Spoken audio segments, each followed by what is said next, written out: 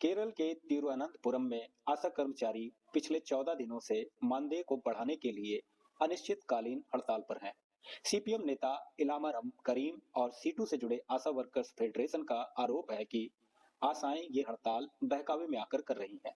CPM नेता और आशा workers federation के इन आरोपों में कितना सच है?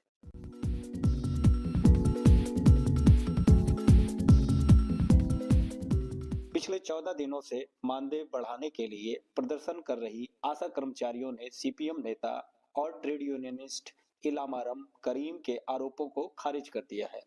प्रदर्शन कर रही आशाओं का कहना है कि ऐसी बातें करने वालों से हमें किसी तरह की सहायता की उम्मीद नहीं करनी चाहिए। हम यहाँ अपने अधिकारों के लिए जमा हुए हैं। हमें भी सम्मान से जीने का अधिकार है। हमारे संघर्ष पर इस तरह की बातें करना ऐसे लोगों के लिए अपमानजनक है जो मजदूरों के लिए संघर्ष करने का दावा करते हैं। आगे जोड़ते हुए प्रदर्शनकारियों ने कहा कि प्रदर्शन में किसी पार्टी का झंडा नहीं है। इस प्रदर्शन में अलग अलग राजनीति से आने वाले लोग शामिल हैं।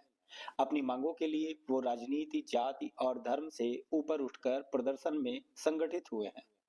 जब हम अपना काम करते हैं तो हम राजनीतिक संबंधों के बारे में नहीं पूछते। प्रदर्शन कर रही आशा कर्मचारियों ने मुख्यमंत्री की चुप्पी पर भी सवाल उठाए हैं।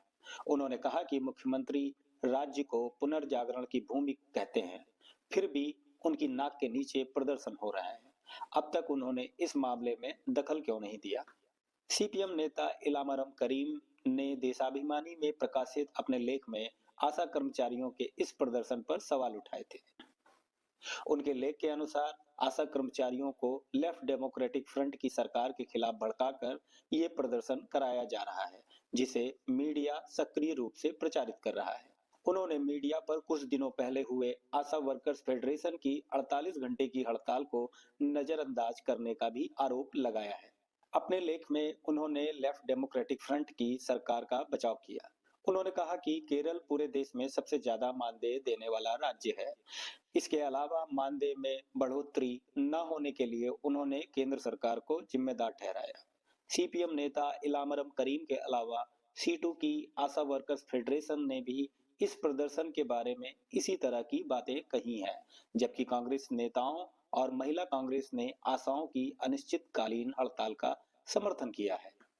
विपक्ष नेता वीडी सतीशम ने इलामरम करीम के आरोपों का जवाब देते हुए सरकार पर दोहरे मापदंड का आरोप लगाया है। उन्होंने कहा कि ऐसे ही मुद्दों को लेकर सीटू ने जब करीम के नेतृत्व में हड़ताल की थी तो उसे अराजक नहीं कहा गया था। जहां भी मैं जाता हूं, आशा कर्मचारी समाधान के बारे में पूछती हैं।